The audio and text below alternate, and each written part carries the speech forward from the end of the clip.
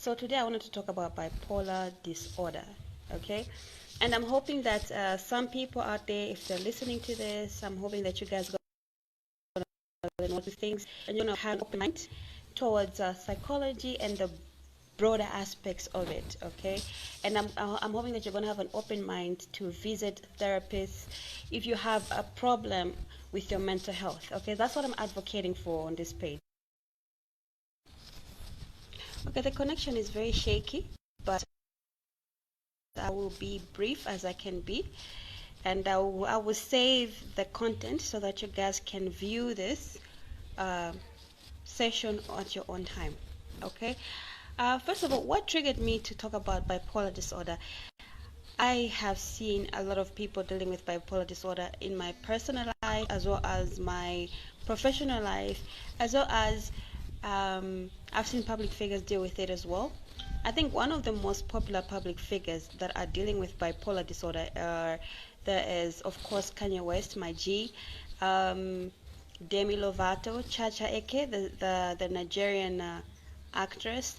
There is Boy Magic as well, Malawian hip hop artist, one of the veterans in Malawi actually.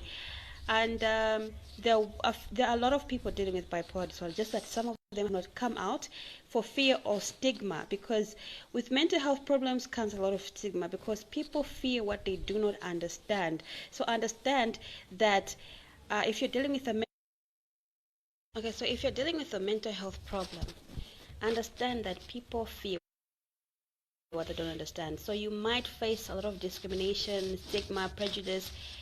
Do not despair, okay? We have a long way to go, especially in Africa. We have a long way to go when it comes to mental health problems and disorders and illnesses, but we're getting there. We still have a long way. Anyway, besides, I can go on and on about that, but I've come here specifically to advocate for bipolar disorder. All right. What is bipolar disorder? By the way, I love Kanye West. I think I grew up in a hip hop community. I used to be a rapper. I used to be an artist. I think I still am. I still got it. But right now, my focus is being a psychologist. Okay. So for me, when I watch Kanye West break down, I've been a few months. It's been a while since he's been like this. He wears oversized things. He does this, he does that. I look at it like, okay, one part of him is genius, He's Kanye West, he's a billionaire. Another part, I look at it like, okay, it's a mental health problem that he's dealing with. So I want to advocate for you guys to understand that bipolar disorder is a condition. It's a medical condition. It's not something that one wants to have. It's also not something that defines a person's whole identity. The same way as people living in tell because they have a condition, they have a medical condition that does not define their whole identity. So unless they have AIDS, which is the illness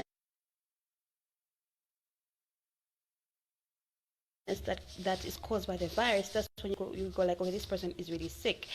That's the same way people should deal with mental health disorders, okay? Because someone having a disorder does not mean that it defines their whole life, like they're just down and stupid.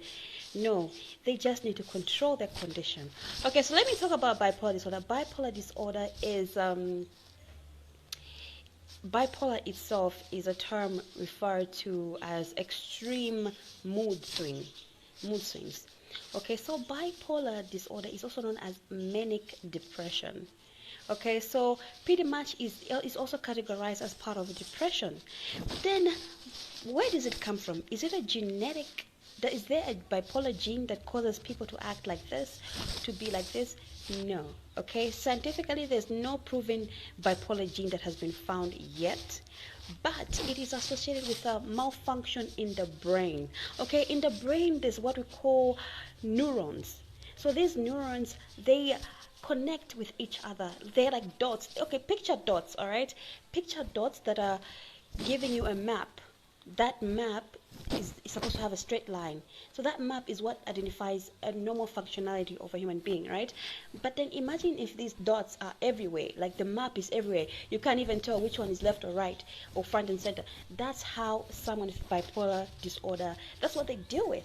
Okay, so in the brain itself, there's a neurotransmitter known as a chemical known as dopamine. All right, dopamine, tomato, potato. So this hormone itself is what determines the mood swings of a human being. Okay, so if there is an abundance of dopamine in the system, in the brain of a human being, what happens is there's an equilibrium imbalance. Okay, for example, human beings, we are triggered by moods. All right, chemical function of the dopamine now, it decreases. When it decreases, it gives room for the negative emotions like the crying, the anger, the frustration to come in. All right, so that is what happens when someone is happy. Maybe they've won something, or they've graduated or something. You know what happens? The dopamine increases. So when the dopamine increases, it makes the negative emotions that someone is in. Okay. So now there's like a series of thoughts and delusions and everything, because now the brain is not okay. Like, for example, take a radio. You know a radio, right? When you put a radio on, you're listening to the sound. Da, da, da, da, da. No, I don't like this channel. Okay, you change the channel to another channel. Now, with bipolar, it's like a radio is stuck.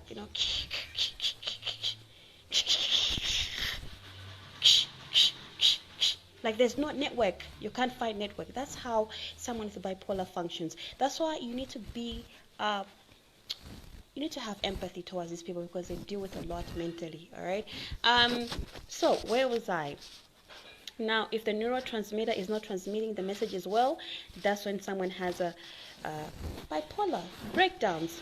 So now, bipolar can be registered as two kinds of realities that person lives with. There is the low side and then there's a high side. In the low side, there's a depression also there. There's it's called major depressive. What am I? So on the major depressive side, the lower side of bipolar. Yeah, let me go for first. Let me explain this side first. Major depression. Yeah, people feel low. They feel useless. They feel suicidal. They feel hopeless. They feel a lot of things. Okay, they feel a lot of things. At the end of the day, I'll be honest, it's kind of tricky. It's kind of tricky because now people feel low. Other people, they eat too much. Other people, they eat too less. Other people, they sleep less. Other people, they sleep low, more. But at the end of the day, it all results to one thing, and that is suicidal thoughts.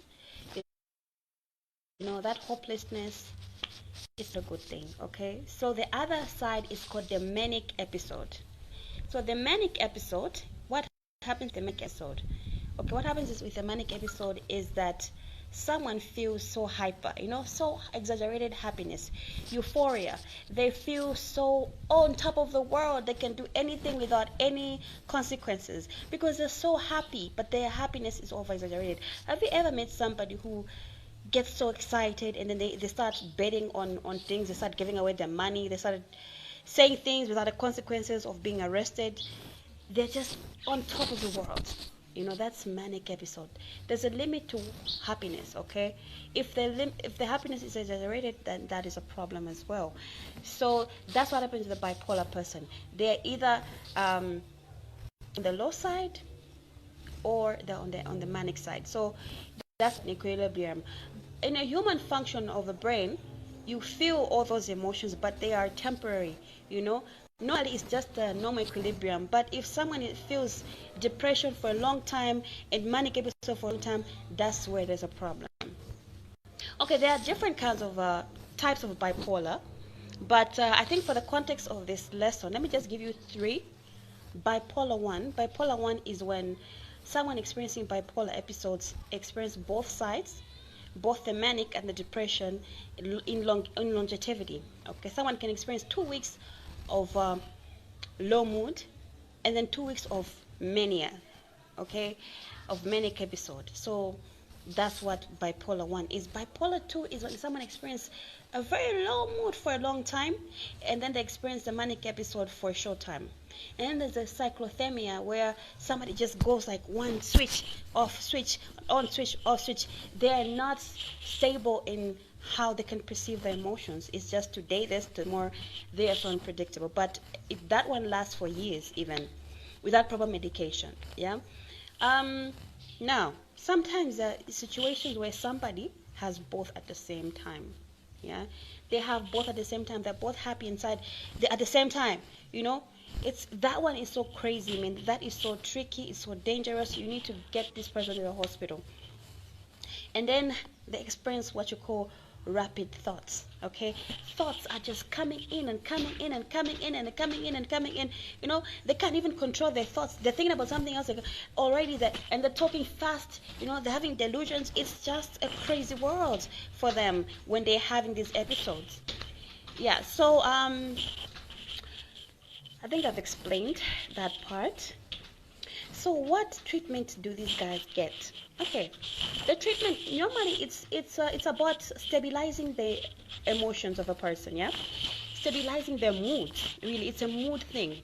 So the medicines that are given, I can give you four examples.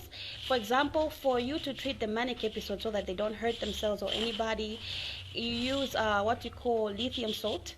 That's a medication that they have to give you according to doctor's orders. That can stop someone from feeling mania or manic episodes. Yeah. Okay. I'll see you, mommy. Okay. I'll see you in the house. Sorry, my daughter. Um. So that one, it stabilizes the mood swings from happy over being of from it avoids you from being too happy. You just become stabilized, okay, to handle emotions in a stable way. Then another one, an antidepressant. Normally people get SSRI depending on your prescription from your professional. Yeah, this one, it's what helps you from feeling too depressed. It stabilizes your emotions for you not to dwell in the low mood and the depression. Some people use antipsychotics for you to have a balanced dopamine in your brain cells. But that one is a bit tricky because it also removes certain aspects of the brain function like creativity and everything. But I hear that medical practitioners are doing their best to elevate that problem. Yeah. And then there's an electroconvulsive therapy. That's when you target the brain by giving it seizures. That one is only specifically for extreme bipolar, you know, because there is extreme bipolar. That one is for extreme bipolar, and that one is usually handled by psychiatrists. Okay. Anyway, why I'm saying this is, aside from these treatments, it has to take one to accept that they have this condition. It has to take one to accept the fact that you cannot function like the others, but you can control what you're dealing with. Okay, it takes one to say, I'm gonna live with these medications to function properly for the rest of my life, but I'm still gonna function on this earth. I'm still gonna pursue my dream. I'm still gonna have a family. I'm still gonna do it. It takes one to accept that I've got bipolar and I'm gonna deal with it.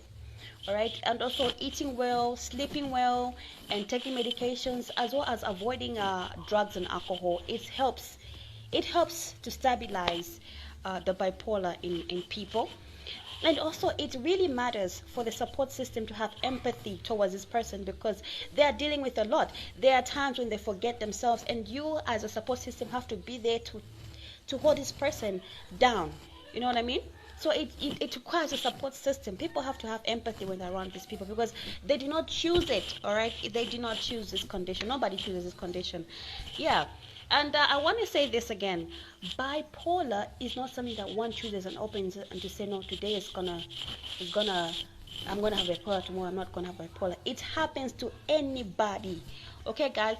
It's not a genetic thing. It's not a genetic gene. I mean, there's no gene of bipolar that's found in a human being. It can happen to anyone at any moment. But most importantly, understand that if there's a history of bipolar in your family, either you or your kids or your grandkids or one of your family members are going to also be affected by the same bipolar, because like I said, it's just a brain thing. So there's no way of determining there's no way of determining whether you're going to get it or not. But what I can say is, according to what I've seen about Kanye West and everything, of course, there are symptoms of bipolar that he has, that are signs that, but then there's also some genius aspect of what he's doing. That is not for this segment. But what I'm trying to say is bipolar is real, guys. You need to be aware of this condition and understand that it comes other disorders as well. It comes with anxiety, it comes with depression, it comes with attention, ADHD. It also comes with a lot of things. Okay, I'm on mommy duty today, but I'm hoping that you guys have learned a lesson. If you have something to say, comment, or question, please feel free to reach out to me, and I'll be able to answer you. And I'm hoping that this continues, these sessions continue as I continue advocating for mental health. Thank you, guys. I had 10,000 followers last month, and now I'm on 11,500 something followers, which shows that I'm doing something right. So thank you, guys, for your love. Thank you for taking time to watch me and to comment. Please, your to me. Okay, as you can see, I'm on mommy duties. My baby girl, she won't leave me, she won't let me be. Yeah, so see you guys next week, and I'm hoping you guys keep time. Every Sundays in the afternoon I'll be here. Hmm? Mommy, mommy. Hmm?